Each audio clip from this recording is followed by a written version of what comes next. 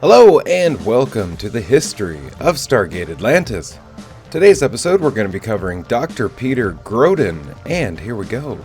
Peter Grodin was an engineer and advisor to Dr. Elizabeth Weir in Atlantis, with the Atlantis expedition. Grodin was British, held a PhD, and was a scientist, as well as a Spanish speaker, up until his death in 2005. 2004. While assigned to the ancient outpost in Antarctica, Grodin studied the ancient drone weapons. He was efficient and considerate, often taking Weir's needs ahead of his own. Displaying the best traits of a true English gentleman, he was also well-versed in wormhole physics. After the expedition had settled, Grodin worked with Weir to ensure everything was set up, including proper placement of supplies, quarters, and the removal of all dead plants. He then worked to shut down the Nequadria generators in order to keep the shadow creature from feeding off them. When Major John Shepard's team got their puddle jumper lodged in a Stargate, he was part of the science team working to solve the problem.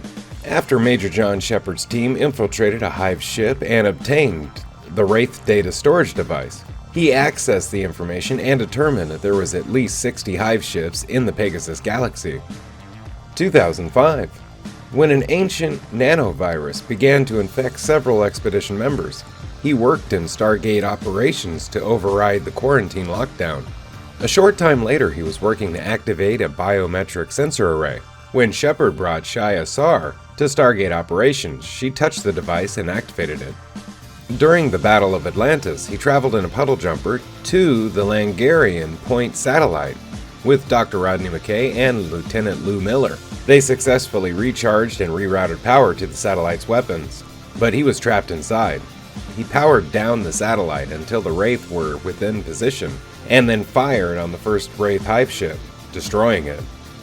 This overloaded the circuits and the satellite was unable to fire again. The Wraith then fired on it and he was killed, making him the first casualty in the Battle of Atlantis, with his death leaving the expedition greatly devastated. 2009. While toasting with Ronan Dex to those who had been lost along the way, Dr. Zat'nikatel raises a toast to Grodin.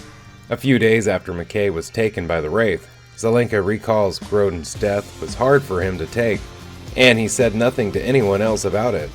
Zat'nikatel remembers that McKay, who had been friends with Grodin, awkwardly tried to comfort Zat'nikatel, though it came out more like, "When you think about it, we're all probably going to die," which Zat'nikatel had brushed off and told McKay to get back to work. Zat'nikatel regrets his actions when remembering them, because while McKay is terrible at such things as giving comfort, he tried after Grodin's death, despite the fact that it would have been easier for him to do nothing at all. Hey, thank you for watching the history of Stargate Atlantis.